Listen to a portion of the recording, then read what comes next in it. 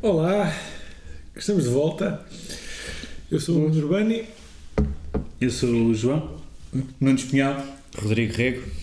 Pontos por bitaites. Pontos por bitaites.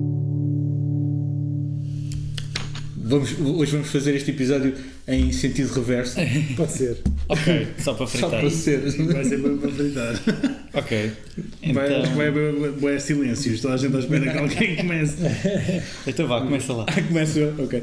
Então o jogo que eu vou trazer esta semana, que tenho andado a jogar, é o Taruto. Não sei se estou a dizer bem o nome, mas assumo que não esteja muito longe do que será. É um jogo do Reiner Knizia. Tem umas mecânicas bastante engraçadas de apalpar peças dentro de um saco de pano. Sempre fixe. Para ver como é que elas saem fora. A primeira vez que jogámos com regras erradas, da segunda vez jogámos com as regras todas certinhas, penso eu, que não houve falhas nenhumas e o jogo é engraçado. Pá, não é dos melhores jogos do Knizia, mas também não é dos piores. Acho que o jogo é bastante interessante. Com R. O objetivo do jogo é construir pagodes. O jogo termina quando se constrói pagodes. O objetivo é ganhar pontos de espiritualidade. Sendo que precisamos também durante o jogo de ir ganhando pontos de meditação para poder comprar mais ações e para poder comprar esses pontos de espiritualidade. Só que o jogo tem a mecânica de, para construirmos o pagode, temos um saco de pano com as peças todas. Há 8 cores diferentes de pagodes e nós vamos dentro do saco tentar tirar o patamar que queremos e a cor que queremos sem na realidade estar a ver. Portanto, é um bocadinho. Como é que sentes a cor? Como é que se sente a cor com as mãos? Não, exato. Nós tentamos pôr a Teresa a ver se conseguia, visto que ela trabalha com visuais, mas ela diz que não consegue sentir a cor. Okay. Mas tem ganho os jogos todos. Não sei se. Mas acho que tem influência, não é? Tens uma sensibilidade. Não sentes nos dedos. Mas pronto, também ela realmente não estava a fazer como tudo, pegar na pecinha e voltar a pôr para dentro do sangue. Nós podemos manter uma peça que não. Se pudermos colocar a peça no pagode, somos obrigados a pôr, mas se apanharmos algum patamar que não entra em jogo naquela altura, podemos mantê-lo à nossa frente para as rondas futuras. Não sei se foi a minha melhor estratégia. Eu penso não sei. Eu penso que não, porque estavas a estragar o jogo a toda a gente, porque tu pinhas a peça à mesma para lá e olha, é a mesma peça. Mas eu suponho que nós estávamos a jogar mal, porque nós temos de estar a estragar o jogo a toda a gente. Não? Tu achaste que não estás a jogar bem. Mas houve uma altura em que eu tive que pôr o único pagode que não estava, tive que pôr o patamar mais abaixo, porque a alternativa estava a começar a limitar muitas alternativas. Quanto mais andas nos níveis. Claro, mas é aí que tu. Se tu mantiveres sempre aquela cor fora. Quem ganhou esse jogo? Foi a Teresa. A Teresa ganhou os dois. Se tu não fores à frente, não interessa reduzir as possibilidades. Essa é que é a minha questão. É que se tu não fores à frente nesse jogo, não te interessa estar a permitir a quem vai à frente que tenha mais facilidade em escolher as peças que lhe vão bem. Mas a questão de ir à frente é a Teresa no início do jogo nunca gasta pontos de meditação para não, ela está sempre a tentar fazer os 30. Ela chega sempre aos 30, está sempre a tentar cumprir esse objetivo, porque mais ninguém está a tentar fazer o mesmo. A gente põe-se a brincar uns com os outros e com picardias e ela no meio das picardias vai fazendo ali o joguinho dela sem... Exato. Sim. Sim, ela ganhou as duas vezes. A gozar com as nossas picardias. Mas pronto. Ela ganhou das duas vezes, não é? Sim. Mas a primeira vez jogámos com regra errada porque não estávamos a ficar com uma peça de fora, parecendo que não dá ali um toque diferente. Sim. E acho que, pronto, tendo em consideração que é um jogo bastante simples de regras, mas que tem um bocado de sorte, porque tem, mas é muito mitigado por alguma estratégia que possas ter a nível de escolha da ação e do que fazes. Bem, em sentido contrário, sou eu? Não. Não. Precisamente ao contrário. Pois é. Bem, o que eu tenho andado a jogar é o Mare Nostrum Empires. É um jogo que é passado à volta do Mediterrâneo na Antiguidade Clássica. Tem fações pré-determinadas, cada uma com uma habilidade especial, portanto é assimétrico. Temos romanos, temos gregos, temos babilónios, temos egípcios e temos cartagineses. Na expansão temos atlantes também. Pronto. O jogo é aparentemente, aquilo olha-se para ele e parece daqueles jogos de estratégia grande e tal, mas é um jogo leve, é um jogo simples de aprender, mas que tem um espaço de decisão interessante, na minha opinião. Embora eu fiquei muito entusiasmado com o jogo quando o joguei a primeira vez, e acho que quanto mais jogo, menos gosto dele. É a sensação que me tem dado. Porquê? Porque tenho sentido que é daqueles jogos que é fácil de gerar bloqueios em que não está a acontecer nada e estão só a gastar recursos todos os turnos para manter o status quo. É um bocado como às vezes acontece no Catan, que é uma coisa que me irrita. O jogo está feito de certa forma para... está feito para que determinadas coisas aconteçam, e se elas não acontecem o jogo fica desequilibrado. Por exemplo, a habilidade dos romanos é que têm mais força nos dados de ataque. A habilidade dos gregos é que têm mais força nos dados de defesa. Ora, os romanos começam adjacentes a duas fações, aos gregos e aos cartagineses. Ou seja, se o jogador romano decidir embicar com os gregos, automaticamente o jogo bloqueou ali para os dois, porque estão os dois a gastar recursos, a fazer tropas, que todos os turnos vão morrer, e ninguém vai ganhar aquilo, vão estar só ali a bater cabeça contra cabeça.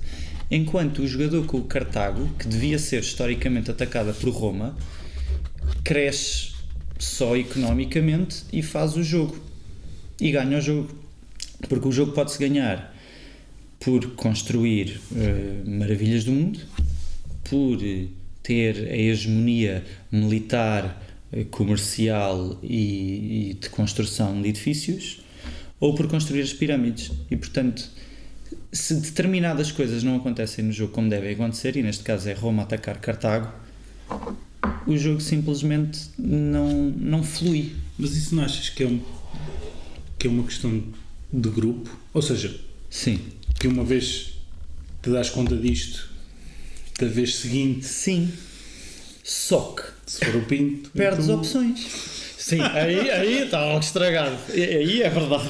E é o que acontece. Mas perdes opções. Mas isso não torna o jogo scripted. É isso que eu estou a dizer. Se aquilo tem que acontecer, tem que acontecer. Mas tens duas opções. Torna scripted só no início, não é? Ou não? Sim, é um bocado só no início, mas isso determina muito o teu jogo. Porque imagina, tu és vizinho de dois gajos e está logo pré-determinado que se fores a um deles é estúpido. Mas não é como agora estava a sair Imperial e não é Imperial que eu quero dizer. Imperium. Não. O Diplomacy. Não. Não. Ou seja, não chega.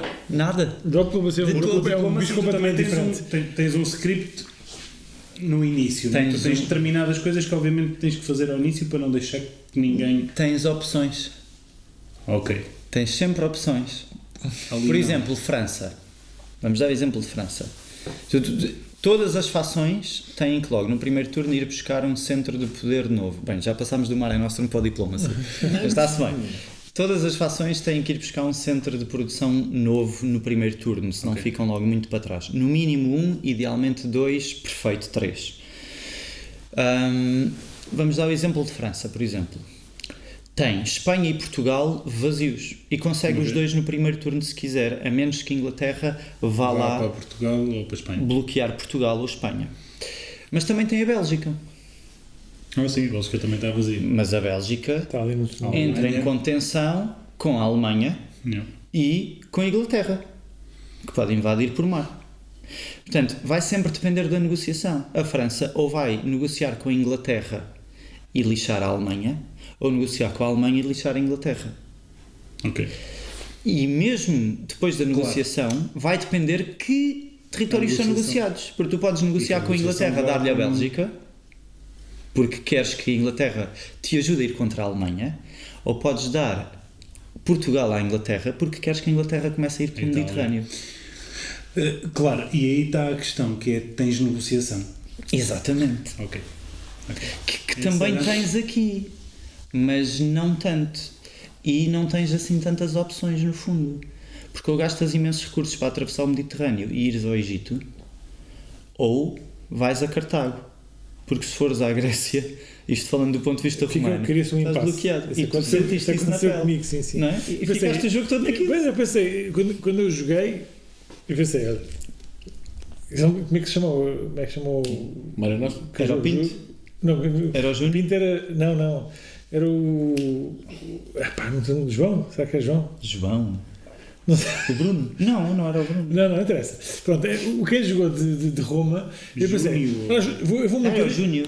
Não, o Júnior estava a jogar de Babilónia. Pois era. Pronto. Mas, de qualquer das maneiras, isso não é importante. Quem jogou de Roma, eu pensei... era o Serpa. Pronto, vamos manter aqui uma...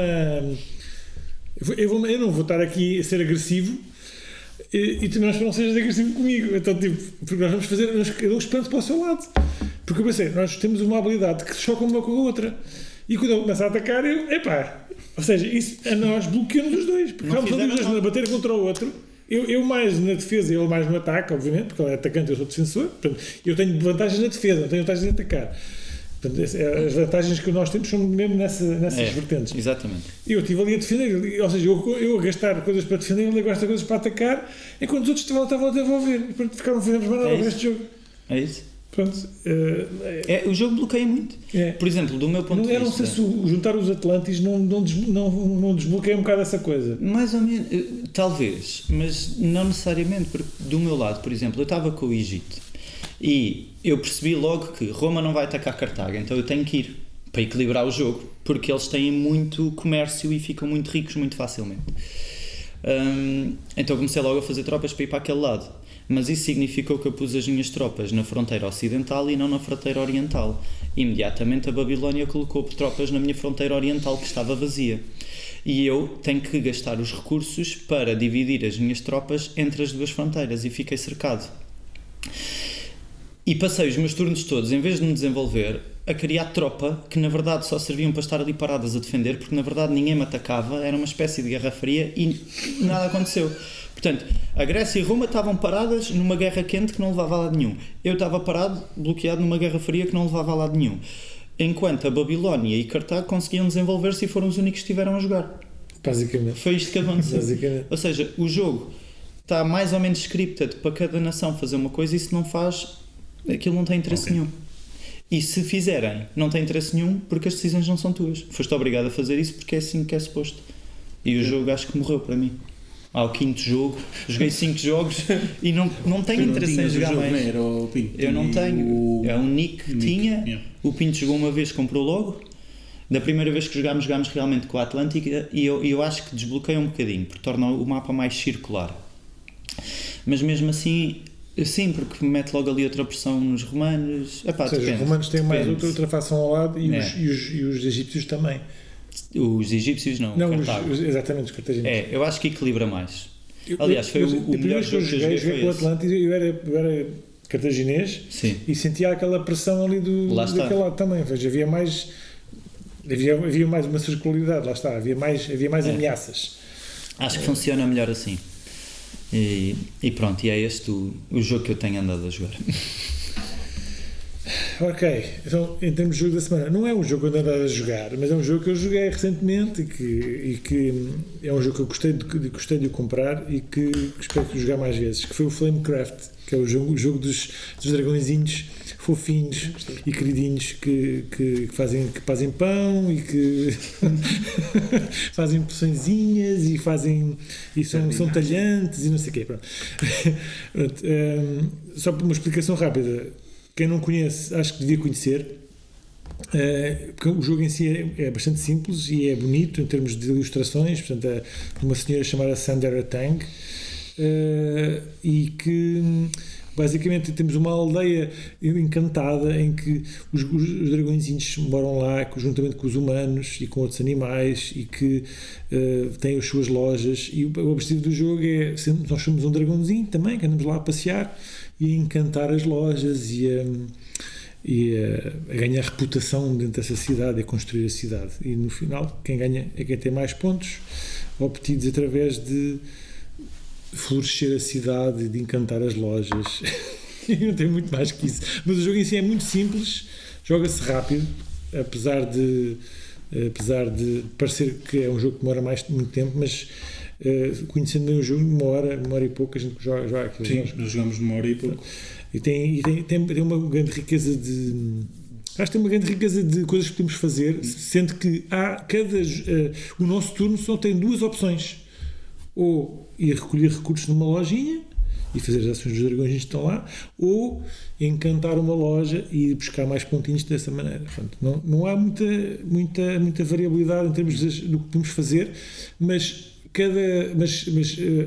a maneira como o jogo está organizado e as variedades de lojas que podemos ir, aí é que traz variedade, traz mais interatividade com essas 2 ações que podemos desempenhar. Portanto, aí é que está a variabilidade, não é nas muitas ações diferentes, é dentro dessa ação os caminhos podem ser muito variados consoante pomos o nosso dragão. Eu gostei de jogar. Pronto, eu estava na prateleira há 8 meses e espero trazê-lo mais vezes para a mesa. Eu gostei bastante, um jogo bastante rápido e bastante divertido. O jogo é muito bonitinho. Tens os dragõezinhos. Que aquilo deve ser a versão Deluxified do jogo. Sim, mas mesmo que não seja Deluxified, até os comprimentos em madeira são giros, os dragõezinhos em madeira também são giros. É sempre fofinho. Porque também há os... Pois, não, tu tinhas as miniaturas, mas existem... A versão Deluxe traz tudo o que a versão Retail traz, a versão base, traz uns dragõezinhos de plástico e umas moedinhas de metal e... As moedinhas de metal são... Exato. Mesmo a versão normal e tem... o tapete neoprene. Vai ser de standard também, não? Não sei. Se calhar não. Se calhar a versão normal não tem um tapete ou tem um board de cartão. Mas pelo tamanho que aquilo tem, se calhar tem umas dobras um bocado estranhas. Não faço ideia. Mas é um jogo que eu gostei bastante não me arrependo de o ter. Eu quero ver se o jogo antes dos 8 meses. Outra vez. Não, vai voltar. Vai voltar com certeza. Flamecraft. Agora vou então ao meu jogo. Eu vou falar do Chinatown, que também não joguei esta semana, mas joguei quando fui ao Algarve Core. Grande jogo. Foi sempre um grande jogo. Chinatown é sempre muito divertido na mesa. É um jogo de negociação. O mapa na realidade é Chinatown, Nova York, e o que nós queremos fazer é construir as nossas lojas de chinesas. Sim, lojas chinesas de bijuteria ou de aquarofilia, lavandarias, restaurantes. Temos que tentar construir a nossa loja, e para isso temos que negociar com todos os jogadores. Não existe mais do que isto, é só negociação pura e dura. Tentar convencer o jogador que está ao lado a dar-te um espaço por 10 quando sabes que vai valer 20 e coisas assim. Portanto, é sempre cena da negociação e é sempre muito divertido. Gosto muito de Chinatown, joguei um grande jogo no Algarve Con, muito divertido. Ainda já só há em segunda mão, já não se produz. Eu acho que já não há nenhuma edição à venda, acho que já só há em segunda mão. Vocês escolheram os jogos da semana todos que eu não joguei. Isso resolve facilmente. Exatamente. Isso não seja se fosse tão facilmente assim. Trouxeste? Põe na mesa. Depois do Ticket to Ride da última edição. Exato. Agora falta o Flamecraft e o Chinatown. E o Mare Nostrum. A 5 também tenho que avisar. Foi assim que tu jogaste? Então pronto. E acho que só se devia jogar a 5. Ok, número fixo. Acho que sim, acho que a 5 é muito, muito bom. Mas já experimentaste também? Já experimentei a 4 e já experimentei a 3, mas a 5 é sem dúvida. Eu acho que há muito mais gente. Quando eu joguei estávamos 4. Ok, não sei. Eu não estava. A Helena, o Nuno. Eu com vocês não joguei. Era o Nuno. Eu, o Nuno, a Helena e o Hugo. Éramos 4. Muito junto. Ok, Root. Vamos então ao jogo. Vamos falar do jogo da análise, ao jogo Root. Ok. Eu acho que não sou a pessoa melhor para explicar, portanto passo a palavra. Quem é de direito? Eu tomo aí as rédeas. O Root. Então, o Root é um jogo que é passado numa floresta com várias fações de animais degladiarem-se entre si para dominarem a floresta. A floresta tem várias clareiras com caminhos que unem as várias clareiras, e cada clareira tem uma afinidade com um animal diferente, que é um naipe de cartas que nós depois vamos estar a buscar. Portanto, há clareiras das raposas, há clareiras dos coelhos e há clareiras dos ratos. Há 3 tipos de clareiras diferentes. Cada facção joga de forma completamente diferente das outras fações, e o objetivo é marcar pontos. Quem chegar primeiro aos 30 pontos ganha, ou há umas cartas que podem ser pescadas a meio do jogo que podem dar-lhes uma vitória militar, que é através do domínio de, normalmente, clareiras em cantos opostos do mapa, ou então X número de clareiras da mesma cor. Portanto, por exemplo, 3 clareiras vermelhas, que seriam as 3 clareiras das raposas. Temos as águias, que são as senhoras e donas da floresta, que jogam de uma forma muito estruturada e hierárquica, em que o jogador tem que antecipar jogadas e criar uma programação de jogadas a partir das cartas que vai pondo todos os turnos no seu programa burocrático, em que tem que mover, atacar, construir ninhos, e se falhar alguma das ordens que colocou, então entra numa espécie de revolução interna, perde o líder e tem que repor o líder e perde uma série de pontos. E eles marcam pontos todos os turnos por terem mais ninhos em campo. Quanto mais ninhos em campo têm, mais pontos marcam no final do turno. Os gatos são os que estão mais presentes no início do jogo no mapa, e eles marcam pontos por construir infraestrutura na floresta. Só que para construir a infraestrutura na floresta precisam de cortar madeira. Para cortarem madeira precisam ter a infraestrutura que corta a madeira. E quanto mais infraestrutura colocam no mapa, mais cara essa infraestrutura é. Portanto, de certa maneira, eles estão a criar ali um motor de jogo. E têm muita tropa para colocar em jogo para proteger essa múltipla infraestrutura. E pronto, e ganham pontos no momento em que colocam a infraestrutura em campo, ao destaparem do seu mapa o sítio que está coberto pela peça da infraestrutura. Lá de baixo tem pontos, e quanto mais peças tiram, mais pontos marcam.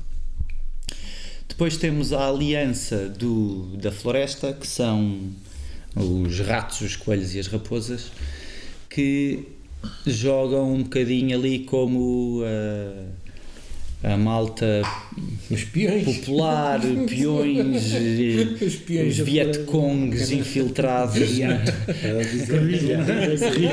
Guerrilha da Exatamente, meio guerrilha, que vão espalhando a ideologia pelas várias clareiras, vão ganhando amizade e solidariedade com a população local, e depois de repente viram a população local de um momento para o outro numa revolução que faz com que os tropas todos das fações que lá estão desapareçam e sejam substituídos por tropas das fações deles e por uma base militar deles, que depois lhes começa a dar muito mais opções de jogo. São um bocadinho caóticos e imprevisíveis. E finalmente temos o Vagabundo. E o Vagabundo é uma fação que tem apenas uma peça, e essa peça é quase como jogar com um RPG. É o Rambo que anda ali perdido na floresta, escondido, e mata de uma fação, mata da outra, troca itens com qualquer fação para poder utilizar esses itens, e a fação ganha pontos por trocar com ele. E de certa forma, se ganhar muitos pontos de aliança com uma fação, passa a poder até controlar as tropas dessa fação para fazer o que quer. E de certa forma eu chamo-lhe o equilibrador de jogo. Acho que ele está lá para tentar ir ponto para baixo a fação que está à frente, ponto para cima a que está atrás, e sair ele por cima com mais pontos. Ele pode explorar cavernas para ganhar itens e ganhar pontos, pode craftar, todas as fações podem craftar itens para ganhar pontos e trocarem com o vagabundo, que depois pode utilizar esses itens. Portanto, ele precisa de mais botas para poder dar mais passos, mais espadas para poder bater mais bestas para poder dar mais tiros ninjas nas fações dos outros. E portanto este jogo marca pontos pela via militar, matando peças das outras pessoas, podem marcar pontos a craftar itens e podem marcar pontos através da colocação das peças próprias da vossa facção em campo. E isto em termos de regras é isso. Sim, do jogo base, porque depois há um sem número de expansões com mais fações. São cerca de 13 expansões. Tens imensas expansões. Tens muito mais fações, pelo menos 6 fações extra. Ainda experimentei com os crocodilos religiosos. Crocodilos, eu queria muito experimentar esses. São giros. E as lontras também gostava de experimentar. As lontras nunca joguei. Tem também a Clockwork Expansion, que tem o Automa para poderem jogar sozinhos, tem uma série de expansões com uma data de coisas diferentes para adicionar ao jogo. Bem, vou passar a palavra agora para saber aí opiniões do pessoal, mas de grosso modo isto são as regras. Quero só fazer aqui uma ressalva da tua explicação, que é todas estes funcionamentos diferentes das fações estão escritos no próprio tabuleiro, portanto temos uma série de passos a seguir que faz com que o jogo não seja uma complicação de regras e de ter que decorar o que cada um faz. Portanto, no nosso tabuleiro de jogo tem aquelas uma certa ordem, uma espécie de guião de como de fazer ordem de turno, que torna o jogo interessante por causa disso, porque é relativamente simples de pôr uma pessoa a jogar o jogo, não tens que estar a explicar ao pormenor tudo o que ele faz, tens aquele guião ali ao lado que a pessoa vai ver, depois precisas saber o que é que as ações fazem, mas tens sempre ali um guia de jogo. E a maior parte delas dizem mais ou menos o que é que tu podes fazer. Agora, o que sim convém é que tu saibas o que é que os outros podem fazer. Sim. Porque uma vez que começas a jogar é muito importante saberes. Mas acho que, se não estou em erro, uma das recomendações que eles fazem é de tu leres a parte de trás do cartão em voz alta, para toda a gente ouvir na mesa qual é que é a base, o motor da tua fação, que é para toda a gente saber como controla. Que eu não percebi ainda como é que se controla o Guaxinim dos outros. Porque, por exemplo, o Guaxinim é muito chato porque ele desaparece das clareiras, vai-se meter no meio da floresta e desaparece. Mas tens que o tentar atacar quando podes. Quando ele aparece numa clareira lá longe, que vais com as tropas todas para lá e tchau. Mas é importante, o Guaxinim é importante atacá-lo assim que possas, porque ele faz pontos muito facilmente. Ele não pode ter. O que tu queres é atacá-lo o máximo possível para ele não ter utensílios para poder fazer nada. Porque ele depois faz quests. Pois, ele faz quests. E ele, quando faz quests, pode optar por receber de recompensa da quest ou cartas ou pontos. E ele ganha pontos consoante as quests daquela cor que já fez. Ou seja, quando faz uma quest, ganha um ponto, não é grave. Mas à quinta quest, ele está a fazer 5 pontos. E já fez 4 pontos pela quarta, portanto são 9. E pela terceira tinha feito 3, portanto são 12 pontos. Estamos praticamente com metade dos pontos para ganhar o jogo, não é brincadeira. Mais os itens e não sei o que, não é pera doce. Na realidade, eu acho que o jogo está muito bem. Por isso é que é o jogo que é, e por isso é que está há muito tempo já na posição de BGG em que está, mas está super bem equilibrado exatamente por causa disso. Porque todas essas fações têm que tentar controlar as outras fações, não podes estar a olhar para o lado, tanto com o Vagabundo como com a Woodland Alliance, não podes deixar que ele comece a distribuir muita influência por todas porque à mínima, quando das conta, já foste, ele já está a controlar tudo. Não tens como... Não, e depois se está por muito sítio, ele pode aparecer em qualquer um. Em qualquer lado. Ou seja, tu sabes que ele já só lhe falta pôr a base das clareiras das raposas, por exemplo. Se ele só tem influência numa clareira de raposa, tu sabes que vai ser ali. Se ele tem 2 ou 3, tu não fazes ideia onde é que ele vai aparecer. E isso é super caótico para ti, tu não podes deixar chegar a esse ponto. Para mim é das fações que eu mais gosto. Que eu gosto mais. O Woodland Alliance é assim, mas lá está, também são muito chatos. Tens de estar sempre a dar-lhes porrada, e o problema de lhes estar sempre a dar porrada é que estás-lhe sempre a dar cartas também. Exato. Estás-lhes sempre a dar cartas e estás sempre a tornar mais barato que eles ponham mais influência. Correto. Porque quanto mais tokens eles têm em campo, mais caros são. A única coisa que eu acho que podes fazer bem contra o Woodland Lions, e este caso maioritariamente os gatos, não maioritariamente os gatos, porque é ter mais do que 3 peças, portanto, porque se tiveres mais do que 3 peças, para que eles possam pôr influência, tem que pôr uma carta a mais.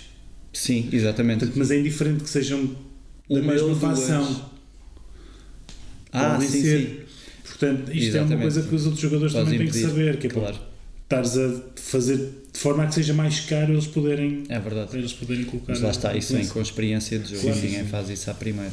Não. Aliás, nas primeiras vezes que se joga, eu sinto muito isto. A primeira vez que se joga o gato está presente em todo lado no tabuleiro, os pássaros automaticamente vão tentar matar o máximo de gatos possível e fazem com que o gato se foque absolutamente só nos pássaros e que se esqueça completamente do resto do jogo todo, e os pássaros é que interessa matar, porque foram quem vieram matar primeiro gatos. Depois aparecem depois então o Woodland Alliance lá para o meio, pôr influência de todo lado e pronto, e ganharam. É que o Woodland Alliance tem aquela coisa de põe lá uma pecinha e depois de repente vai uma rebelião e depois vai de limpa toda a gente.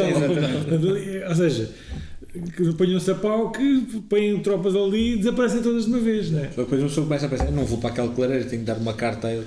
As cartas são preciosas, não temos assim muitas no jogo e custa um bocadinho. Sim, e as cartas têm uma série de usos diferentes, não é? Sim.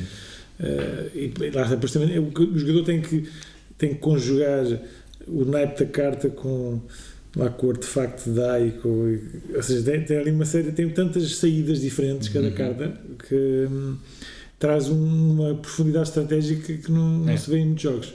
Sim, porque tens cartas que podes craftar com efeitos permanentes, com efeitos imediatos de utilização única. E é o próprio do naipe que interessa bastante também.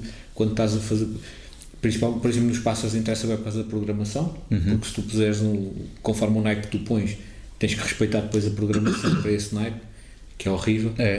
Que é horrível. Mas se pões pássaros perdes muito mais pontos, mas na dos pássaros, se tu pões pássaros, quando tens um turmoil, quando tens uma revolução, perdes muito mais pontos, perdes um ponto por cada pássaro. Portanto tens de tentar ao mesmo tempo usar das outras mais cartas flexibilidade, mas perdes mais. Mas o jogo está brilhante, mas dessas nuances todas. E tem já não me lembro se tu falaste disto, mas o jogo é pontos. Sim. Mas há podes ganhar se conseguires, há uma carta de um objetivo qualquer. Se tu controlas ali aquelas, não sei se são 3 caleiras diferentes da mesma fação, não é? São 3. Mas tens que aguentar um turno depois de mostrar que não é tiro limpo, que tens pões um alvo na sombra da testa. E tens um senão, que é a partir do momento em que decides adotar essa condição de vitória, já não podes abdicar dela para tentar ganhar por 30 pontos. Tu deixas de ganhar pontos. Exatamente. Ou seja, comprometes-te com aquele tipo de vitória e passa a ser muito difícil, porque toda a gente sabe para o que é que estás a ir. Exatamente. Ganhas no turno seguinte. Então foste. É verdade. Mas em contrapartida, os outros jogadores também vão tentar que o domínio não aconteça, claro, e vão tirar o foco de ganhar pontos. Exato. Não, o foco passa a ser este domínio não pode acontecer. Mas uma vez mas lá está, depois ganha o Guaxinim que anda ali sem fazer nada, tipo, faz as quests dele. Ele nunca consegue fazer essa vitória, não é? Porque não tem. Consegue aliado com outra pessoa e ganham em conjunto. Ok. Não tem tanta piada de ganhar em conjunto. Mas tem mais piada do que perder. Sim. Se não tiveres outra opção, é como o merge do Anki, não é? Sim, é melhor do que ficar aí. O jogo base traz 2 mapas, traz um lado de inverno e um lado de verão. Eu acho que joguei sempre no lado de verão. Eu também. Talvez tenha jogado uma vez no lado de inverno, mas não foi. Eu nunca joguei no lado de inverno. O lado de inverno, portanto, o que traz diferente é que podem aleatorizar as clareiras. O lado de verão vem com as clareiras mais ou menos bem distribuídas, para não ficarem as da mesma cor todas de um lado ou coisas assim. As de inverno são aleatorizadas e, portanto, nunca se sabe qual é a disposição que a floresta vai ter. A nível de design, tenho só uma reclamação sempre a fazer em relação ao mapa de verão, que é os rios dá a ideia de que é uma estrada. Podes e ele só atrapalha-se imenso a pensar, isto liga diretamente por aqui e não liga, porque é um rio. É chato porque uma pessoa está sempre a olhar para aquilo a pensar, e agora quando vou para ali, e depois não vais. E então com os pássaros que tens que programar, e depois Não, afinal não dá para ir para ali, portanto já tramei a programação toda. Os pássaros são muito poderosos, se tu conseguires equilibrar bastante. Eu adoro jogar com os pássaros, Acho que nunca consegui ganhar com os pássaros, mas adoro jogar com os pássaros. São mesmo muito poderosos. Eu gosto muito de jogar com os pássaros. Nunca experimentei jogar com, acho que nunca joguei com o gato. É como eu acho que é o que tenho menos experiência. Eu estava agora a ir confirmar, eu acho que o que tenho menos experiência de jogo é o gato. Para mim. Que me parece que começa muito forte no tabuleiro e torna-se o alvo de toda a gente. Mas ele só tem uma peça por território.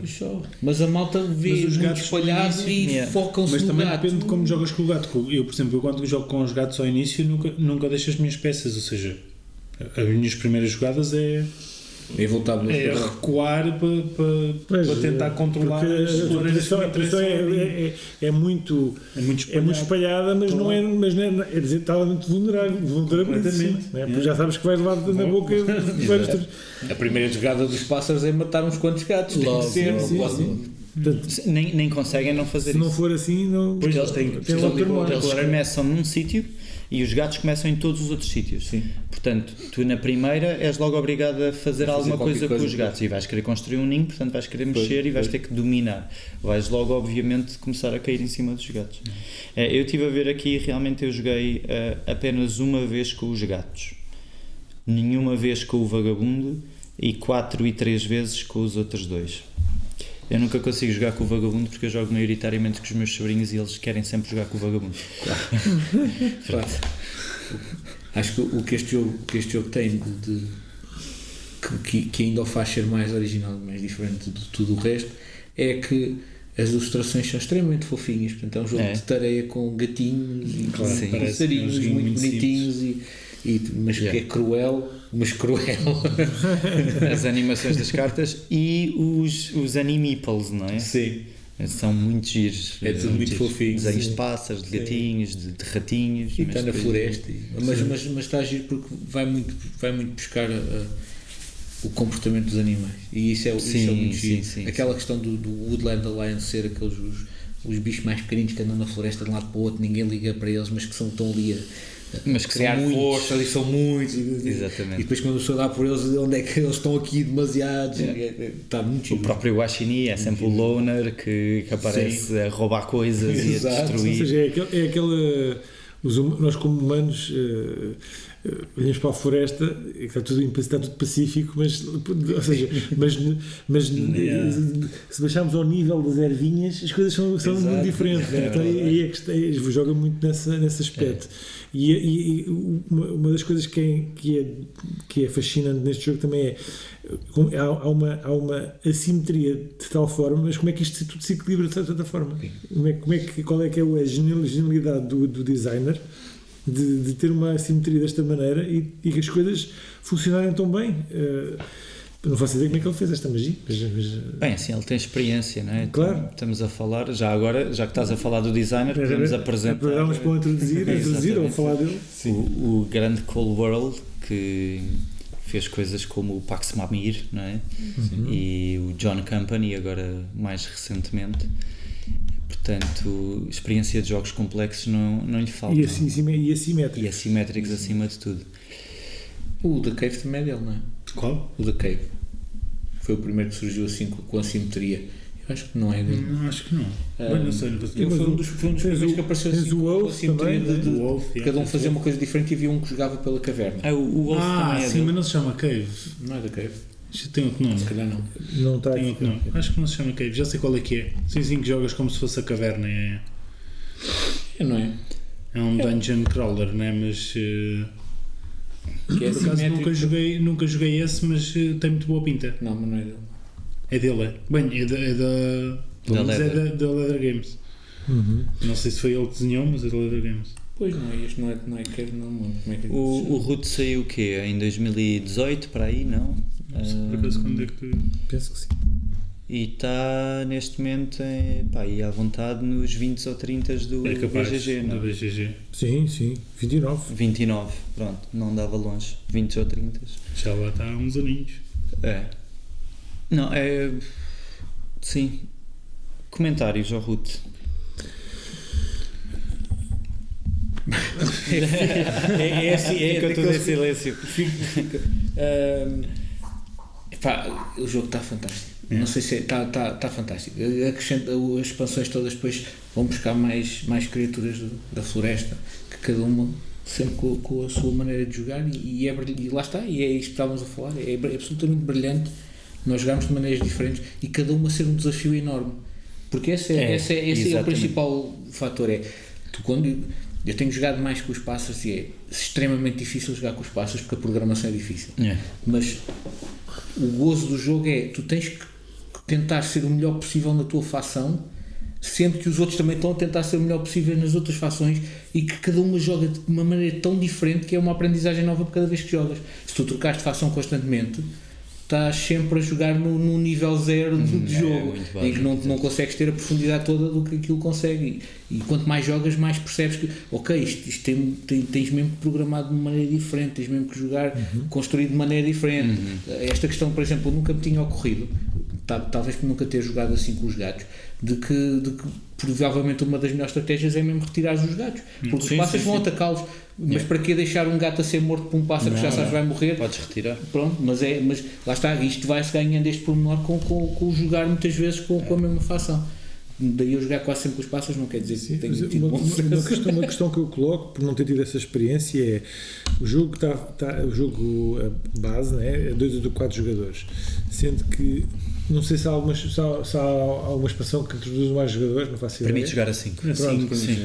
Será que as outras fações que estão introduzidas com as expansões desequilibram muito o jogo em termos de, ou seja, o jogo como está feito 2 a 4 parece-me equilibrado. Será que essas fações desequilibram um bocado? Ou seja, já vi uma espécie de há uma tabela. Uma tabela quantos jogadores esta facção extra faz mais sentido. 5 jogadores faz mais sentido do que não é isso. No próprio livro de regras vem uma tabela com todas as fações e um valor atribuído a cada fação. E o que eles dizem é que tu, quando vais constituir um jogo novo, a escolha das fações, independentemente do número de jogadores, a soma dos valores de cada fação deve corresponder a um valor mínimo para cada número de jogadores. Ok. E se esse número for obtido, então o jogo vai ser equilibrado. Ok. Eu acho que é um sistema interessante até. Eu ainda não experimentei porque não tenho nenhuma expansão e, portanto, acabamos sempre por jogar. Se for a 2 é obrigatório os gatos e os pássaros estarem em campo. Se for a 3 pode-se escolher ou o Vagabundo ou a Woodland Alliance. Portanto, nunca experimentei esse sistema de pontos, mas à partida supostamente funciona e está bem feito para poderes escolher, para poderes saber que fações é que podes escolher. Também nunca joguei a 5, mas acho que sim, acho que está bastante equilibrado. Ok, mas provavelmente há de haver umas expansões que não faz sentido comprar se nunca jogar a certo número de jogadores, por exemplo. Não sei. Não tenho esse conhecimento, portanto acho que íamos estar aqui a mandar. Acho que há uma que acrescenta um segundo vagabundo.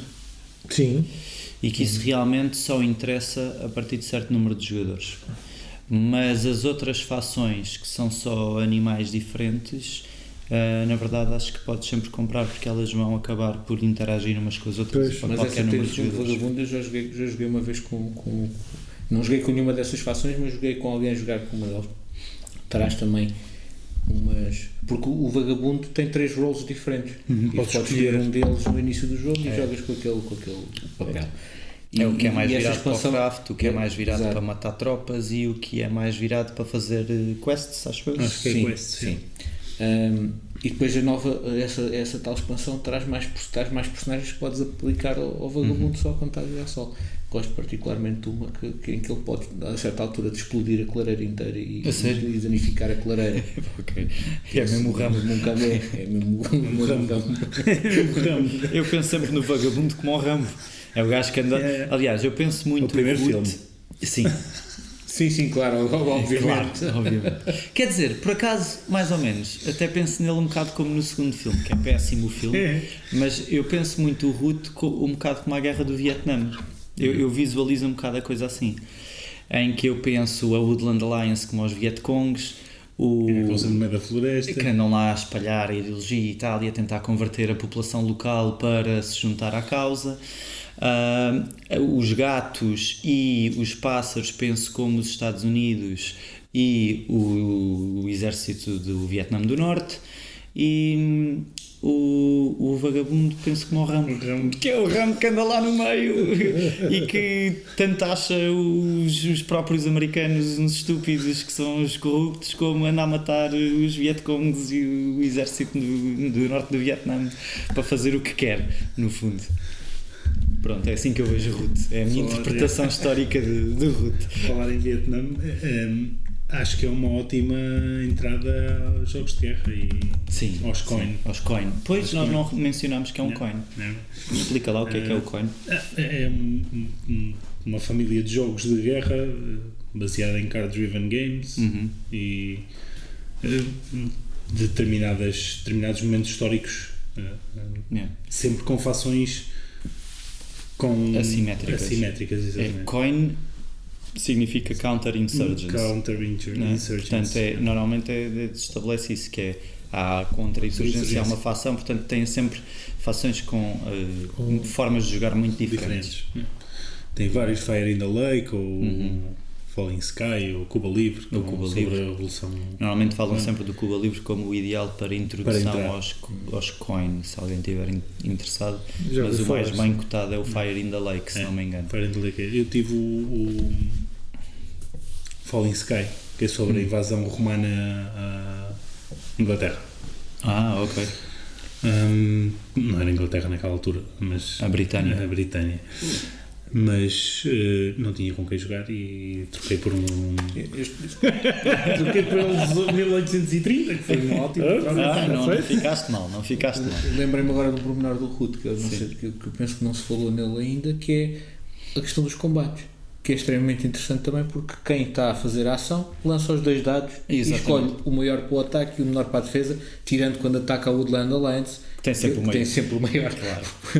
É guerrilha, eles estão lá escondidos, têm sempre a vantagem. E pronto, e acaba por ser, não é aqueles combates chatos em que um lança o dado, o outro lança o outro e depois vão comparar valores. Não, ali o próprio jogador lança e já sabe que o maior é para ele e o menor é para o defensor. Claro. E vai haver atrito, né? Vai haver aquelas caveirinhas que matam as nossas tropas também, não é? Sim, não há nada disso. Não. Estou a fazer confusão com o outro. Exato, mas neste lança os 2 dados e é o número mais alto é para o atacante. A não ser que tenhas uma carta de ambush. Mas o mais baixo são tropas que tu perdes. Sempre. Sim. Pronto, então é isso. Sim, perdes sempre. O jogo era o Vast. E não é dele, era só do Patrick é do Leather, né? É do Leather, mas sim. É isso, Vast. Mas acho que ele foi buscar um bocadinho a inspiração do assimétrico. Eu acho que ele foi muito buscar o assimétrico aos coins, porque os coins já tinham saído. Aquilo basicamente é um coin, exatamente. É um coin bonitinho, mais simpático. Eu nem sei até que ponto é que o Root não substituiu já o Cuba Libre como o coin de introdução. De certeza. Se bem que, obviamente, tu no coin tens uma coisa que é um bocado diferente, que é tu tens cartas e as cartas que tu jogas permitem a determinadas fações fazerem ações. É um card driven mesmo. Correto. Aqui não é. Aqui toda a gente joga a carta. Certo. Portanto, existe aí uma pequena diferença que suponho que no Root é para que seja muito mais abrangente, a que toda a gente possa. Daí eu dizer que se calhar jogar. É mais de ponto de entrada, porque eu diria estás só a adaptar à assimetria para começar. Embora depois entender como é que funciona. Pois normalmente esses coins têm a desvantagem do que o design, a ilustração é feia. É muito cru, é muito. É como a maioria dos jogos. É muito realista. E aquilo é muito bonitinho. Aquilo tu pões uma criança a jogar aquilo. Uma criança vá. O Root tu pões na boa alguém com 8, 10 anos a jogar e está extremamente divertido. Durante 1h30, mesmo que perca o jogo a levar tarefa toda a gente, mas o jogo é gigante. Aliás, isso é uma coisa que eu dou valor ao Root, é que é 1h30. Sim, o jogo não consegue, eu ainda não consegui que o jogo demorasse mais que isso. Só se alguém tiver mesmo a pastar não dá, aquilo, tu vais sempre somando pontos, não perdes pontos. Sim. E portanto quando chegas a 30 pontos o jogo acabou, não há como o jogo demorar mais do que 1h, 1h30. Agora estava a olhar aqui para o coin, Pô, Falling Sky que eu tinha que troquei e agora está-me a dar nostalgia de... Epá, eu jogava isso contigo. Yeah. Eu jogava isso contigo na boa. Lá está, em relação ao design, os jogos de guerra, que tu estás a dizer que esses jogos normalmente são feios, é verdade, são muito virados para a malta que gosta de história e de guerra e que normalmente opta por um tipo de design ultra realista. Sim, é uma seleção sóbria. Sim, não tem. Sim. A nível histórico, obviamente, aquilo são sempre mapas bem estruturados, não tem erros de. Sim, mas o RUT é bonito, o RUT é muito bonito. Metes aqui uma mesa e é bonito, claro. É fofinho, é bonito. E é muito mais simples a nível de regras. Claro. Qualquer coin tem montes de 5.1, 5.2, 5.3, 5.3.1, 3.2, 3.3. É normal, claro. É um jogo de guerra, tem não é que o RUT não traga também o LoL como o outro tem, que é um livrinho grande, que tem o 5.1, 5.2, 5.3, 5.4. Sim, mas são coisas tão simples. São só especificações para quem quer ir ao pormenor e às vezes e não estabelecer uma discussão à mesa. Não podes fazer isso, vamos ver ao 5.3, podes, pronto, mais nada. Não, mas é muito mais simples. Sim, é um jogo muito acessível. É como te digo, eu pus os meus sobrinhos com a mais nova de 9 anos a jogar RUT e joga bem, sim. Não está ali a tirar bonecos ou calhas. Porque lá está, porque tens as ações que podes fazer ali, sim. Em que percebes perfeitamente as ações que podes fazer e depois, claro, tens a complexidade toda de fazer aquelas ações na altura certa, no sítio certo, com as cartas certas. Pronto, tens uma série de decisões. Claro que há fações mais fáceis. Por exemplo, eu com a experiência que tenho com os meus sobrinhos, que acho que é o público mais fácil para fazer uma avaliação de quais são as fações mais difíceis e fáceis de jogar, diria que a mais fácil é o Vagabundo, depois os Gatos, depois os Pássaros e depois a Woodland Alliance, porque é o que eu tenho sentido que eles têm mais facilidade e mais dificuldade em jogar. Embora os Pássaros seja difícil de jogar para ganhar com eles. Daí eu estar a dizer que são a terceira mais difícil. Estavas a ir ao contrário. Sim, o Vagabundo mais fácil. O Woodland o mais fácil. E o Woodland o mais difícil, na minha opinião. Acho mais difícil que os Pássaros. O Woodland é capaz que o Woodland tu consegues espalhar simpatia. Sim, mas tu tens que entender. Tens de programar tens de ter os officers é que fazem depois determinadas ações que são separadas das ações que os supporters fazem, que é de fazer as revoluções e de espalhar simpatia. Tens que pôr as bases em campo, pensar onde é que as vais colocar para depois utilizar os officers para fazer outras ações. Outra coisa, por exemplo, dos officers que é super importante, pelo menos eu acho que é super importante, é ter pelo menos 3 officers, que é super importante no Woodland Alliance, para poderes mover, transformar o gajo em simpatia e voltar que o gajo voltar a aparecer porque é sim, eu tenho até por acaso agora estava a pensar, até tenho ideia que na parte de trás os Pássaros, por exemplo, eu considero como sendo low de complexidade. Acho que é agressivo, é a fação mais agressiva, mas acho que é mais. Tenho ideia. Claro, os Pássaros, assim, os Pássaros, o que eu acho nos Pássaros, pelo menos as vezes que eu joguei, é que não podes meter demasiadas. Não é uma fação que vai ganhar rapidamente. Tu tens ir jogar muito devagar para conseguir estabelecer o teu poder, estás a dizer? Tipo, tens que ir construindo as coisas muito devagar de maneira a que tenhas a certeza. O que é que consideras devagar? Por exemplo, eu quase nunca ponho 2 cartas nos nests. No engine. É muito raro colocar 2 cartas. Mas constróis um ninho por turno. Às vezes não. Então eu não concordo contigo. Às vezes não constrói. Eu acho que o objetivo do pássaro é precisamente muitos para ganhar fazer blitzkrieg, porque começas logo com muitas tropas concentradas e se tu te concentrares em construir um ninho por turno, antes dos outros conseguirem estar a pôr pontos à séria, já tu estás a ganhar pontos aos 4 pontos por turno. E podes dar ao luxo de ter um turmoil e mesmo assim ficar na frente. Tens que conseguir ter pássaros na mão, tens de conseguir ter cartas mas de pássaros na mão, porque se tu metes uma de uma fação, se metes uma raposa e depois não tens bichos nas clareiras, nenhuma raposa, já foste. Mas a questão é que facilmente vão-te alvejar aquela embora percas mais pontos por ter pássaros, um motor sem pássaros. Tu só podes ter, segundo o meu ponto de vista, tu só podes deixar que o turmoil aconteça quando estiveres a ganhar mais pontos do que aqueles que vais perder. Sim. Porque senão não estás... Mas se puseres Mas pela minha experiência, tu exato. consegues fazer Se isso tu a